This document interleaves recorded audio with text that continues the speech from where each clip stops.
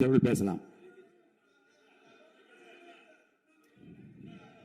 இந்த டாஸ்மாக் மாதிரியே பல டிபார்ட்மெண்ட்லேயும் மறுபடியும் சொல்கிறேன், கட்சி நிதின்ற பேரில் அடித்த கொள்ளைய ஒன்று ஒன்றா கவர்மெண்ட்டோட கஜானாக்குள்ளேயே கொண்டு சேர்த்துக்கிட்டே இருக்கிறாங்க. இப்போவும் சொல்கிறேன், மக்கள் பணத்திலேருந்து ஒரு பைசா கூட தொடமாட்டோம், தொடவும் விடமாட்டோம், தொட்டா விடமாட்டோம், இதுக்கு முன்னாடி தொட்டவங்களையும் விடமாட்டோம்.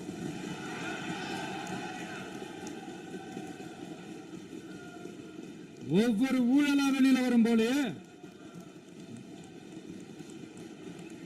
ஒவ்வொரு வேஷமா கலைஞ்சிரும் போலே,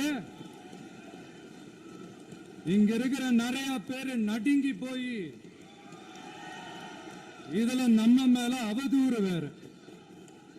இப்ப புதுசா ஒரு வெப்பன் ஒண்ணு கொண்டு வந்திருக்காங்க. அது என்ன தெரியுமா? அவங்க தயவால தான் நம்ம ஆட்சி நடக்குதான்.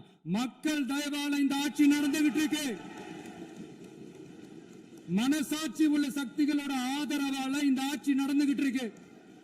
நாங்க தான் அனுப்பி வச்சோம் அப்படின்றாங்களே. அனுப்பி வச்சவங்களுக்கு மினிஸ்ட்ரியில இடம் கொடுத்தா ஏன் கதறீங்க? ஏன் இவ்வளவு கோவம்? ஏன் இவ்வளவு கதறல்? இதுல இன்னொரு முக்கியமான விஷயம், மார்க்சிஸ்ட் கம்யூனிஸ்ட் கட்சி நமக்கு ஆதரவு கொடுத்தது சுயேட்சையா எடுத்த முடிவுன்னு சொல்றாங்க. அதே மாதிரி இந்திய கம்யூனிஸ்ட் கட்சி நமக்கு ஆதரவு கொடுத்தது சுயேட்சையா எடுத்த முடிவுன்னு சொல்றாங்க. இதுல எங்க இருந்து நாங்க தான் அனுப்பி வச்சோம்னா புரியலையே. மக்களுக்கு நல்லா புரியும், எல்லாத்தையும் தெளிவா பார்த்துக்கிட்டு இருக்கிறாங்க.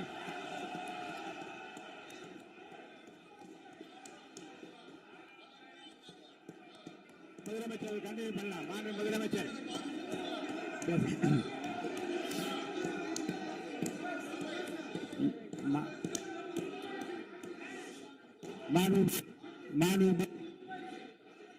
முதலமைச்சர் கண்டினியூ பண்ணலாம்.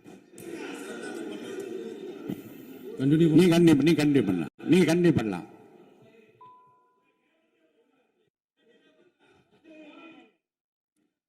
சமூக நீதி அரசுன்னு சொல்றவங்களை பார்த்து கேட்கிறேன், நம்ம பட்டியலின சகோதரர்களுக்கு எத்தனை அமைச்சர் பதவி கொடுத்தீங்கன்னு கொஞ்சம் சொல்ல முடியுமா?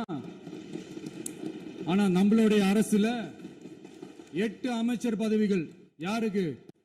நம்ம பட்டியலின சகோதரர்களுக்கு. எல்லாம் நம்ம அண்ணன், நம்ம தம்பி, நம்ம தங்கச்சிங்க. அண்ணல் அம்பேத்கர் அவர்களுடைய கிட்டத்தட்ட 100 ஆண்டு கால கனவு இப்ப நிறைவேறி இருக்கு. நான் ஏன் கொஞ்சம் சவுண்டா பேசுறேன் அப்படின்னா அவங்களுக்கு கேட்கணுன்றதுக்காக தப்பா எடுத்துக்காது. அதே மாதிரி பெண்களோட பாதுகாவலர் நாங்க தான் அப்படின்னு சொல்லிக்கிறவங்களை கேட்கிறேன், எத்தனை பெண்களுக்கு அமைச்சர் பதவியில இடம் கொடுத்தீங்க கொஞ்சம் சொல்ல முடியுமா? எங்க அரசுல 4 சகோதரிகளுக்கு அமைச்சர் பதவி கொடுத்திருக்கிறோம்.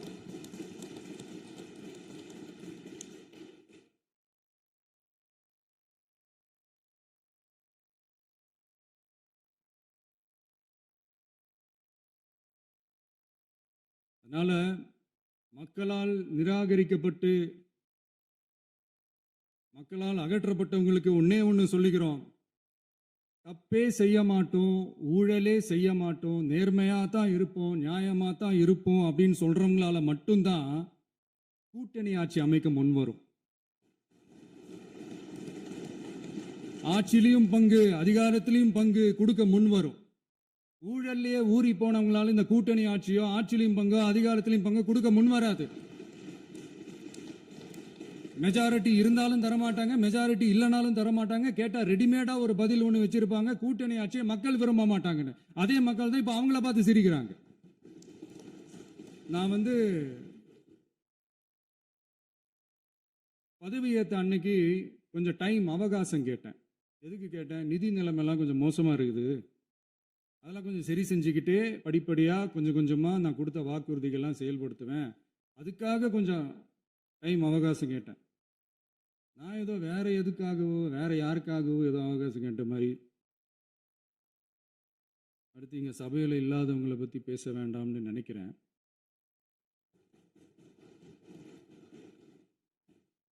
நம்மளை பத்தி அவதூறு பரப்புறதோட மட்டும் இல்லாம இப்ப நம்ம மக்கள் மேலேயும் அவதூறு பரப்ப ஆரம்பிச்சிட்டாங்க. மக்கள் நமக்கு ஓட்டு போட்டது தப்பான், குடும்பம் குடும்பமா நமக்கு ஆதரிச்சது தப்பான். இது இப்போ இல்ல, நான் சொல்றது எம்ஜிஆர் அவர்கள் காலத்திலிருந்தே. அப்பவே அவர் ஜெயிச்சப்போ அதே மக்களை தப்பு தப்பா பேசுறது. மக்கள் என்ன பண்ணிட்டாங்க, எம்ஜிஆர் என்ன பண்ணிட்டாரு, எம்ஜிஆர் என்ன இது பண்ணிட்டாரு. 50 வருஷமா ஒரே டெக்னிக்கா.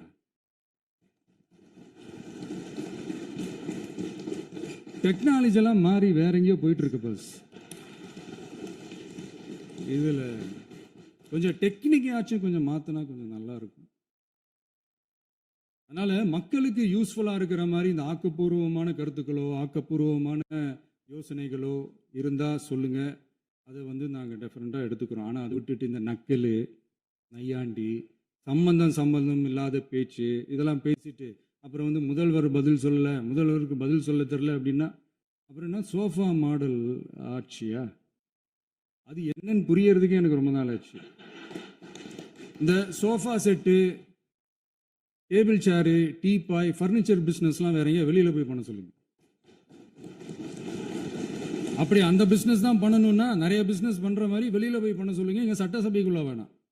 அதனால் ஆக்கப்பூர்வமான கருத்துக்கள் இருந்தால் சொல்லுங்க. டெஃபினட்டாக அது சரியாக இருந்தால் நாங்கள் ஏற்றுக்கிறோம். எனக்கு ஒரு குட்டி கதை ஒன்று ஞாபகம் வருது, சொல்லாமா? ஒரு ஊரில் ஒரு பெரியவர் வெயில் ரொம்ப ஜாஸ்தியாக இருக்குன்னு சொல்லிட்டு கண்ணுக்கு மேலே கை வச்சுக்கிட்டு இப்படி சுற்றி முற்றி தேடிக்கிட்டு இருந்தாராம். அப்போ கூட இருந்த ஒரு சின்ன பையன் என்ன தேடுறீங்க அப்படின்னு கேட்டானா. அதுக்கு அந்த பெரியவர் சொன்னாரா, அது ஒன்றும் இல்லை தம்பி, உங்கள் அப்பா இங்கே தான் இருப்பாருன்னு சொன்னாங்க, அதான் தேடிக்கிட்டு இருக்கேன். எங்க உங்கள் அப்பாவையா காணோம்?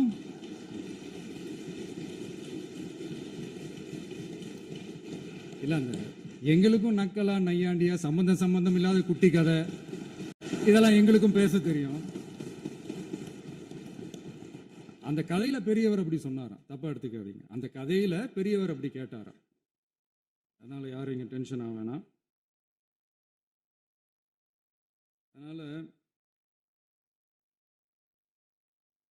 இன்னொரு இந்த என்னுடைய உரையை முடிக்கிறதுக்கு முன்னாடி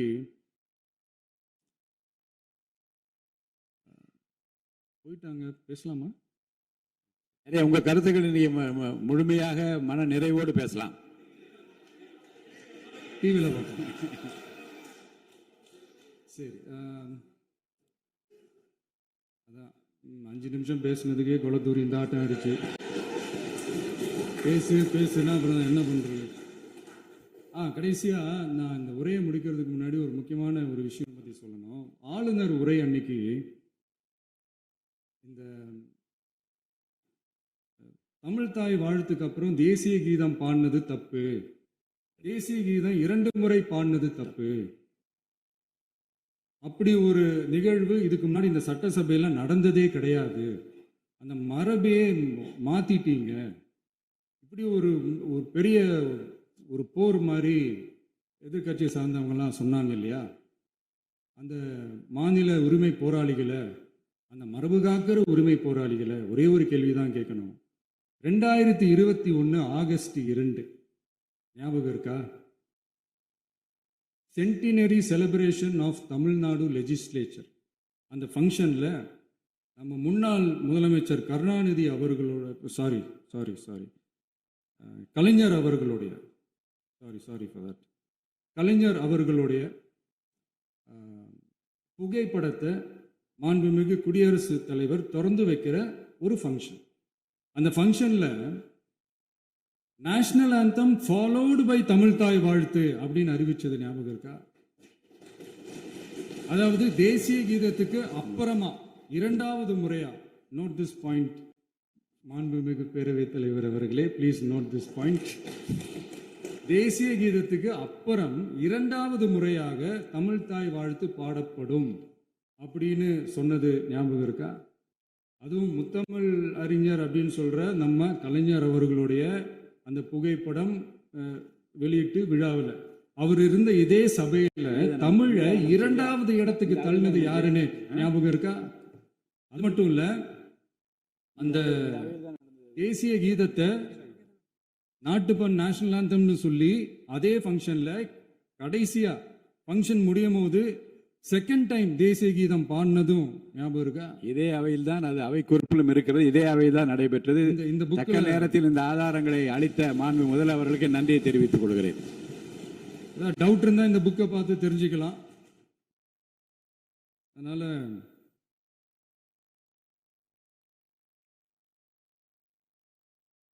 இதெல்லாம் கேட்டா என்ன சொல்லுவாங்கன்னா, அது ஜனாதிபதி கலந்துகிட்ட ஃபங்க்ஷன், அதெல்லாம் அப்படிதான், அதெல்லாம் கண்டுக்க கூடாது அப்படின்னு சொல்லுவாங்க.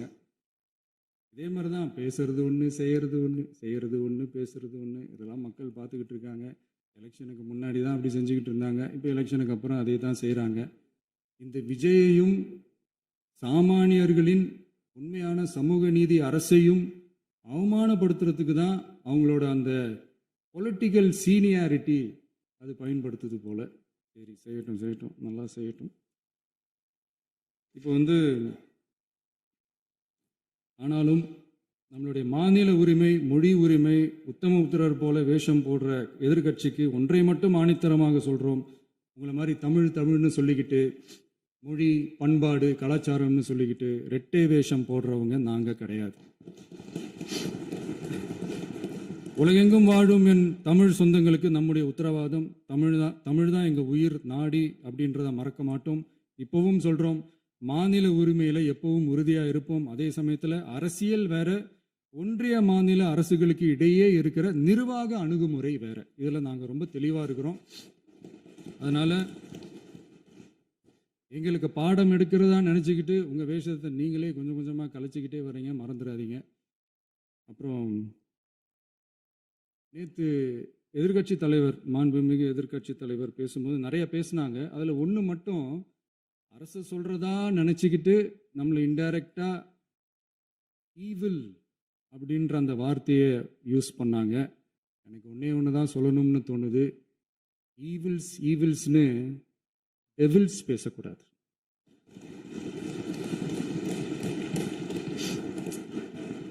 அவங்க இருந்திருந்தா ஒரு ஆக்ஷன் பண்ணணும்னு எனக்கு தோணுச்சு. எல்லாரும் போயிட்டாங்க. பர்மிஷன் பண்ணலாமா? இப்பவும் பண்ணலாம், ஒன்றும் தப்பு இல்லை.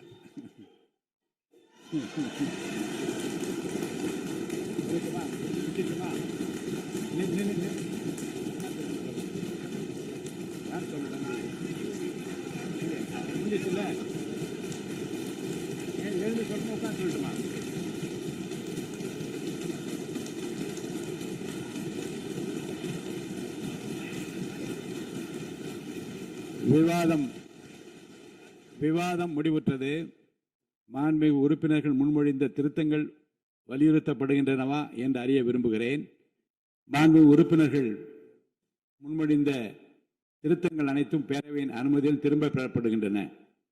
2026ஆம் ஆண்டு ஜூன் திங்கள் 18ஆம் நாளன்று சட்டமன்ற பேரவைக்கு மாண்புமிகு ஆளுநர் அவர்கள் ஓந்தளித்த பின்னுரைக்கு தமிழ்நாடு சட்டமன்ற பேரவை உறுப்பினர்கள் பெரிதும் நன்றி உடையவர்களாவர் என்று மாண்புமிகு பேரவை துணைத் தலைவர் திரு மு ரவிசங்கர் அவர்களால் 19/6/2026ஆம் நாளன்று முன்மொழியப்பட்ட தீர்மானம் பேரவையின் முடிவுக்கு விடப்படுகிறது. ஏற்போர் ஆம் என்க, மறுப்போர் இல்லை என்க. ஏற்போரே அதிகம் என்று கருதுகிறேன். ஏற்போரே அதிகம். தீர்மானம் நிறைவேறியது. அரசினர் தீர்மானம். பேரவை மீண்டும் கூடும் நாள் குறிப்பிட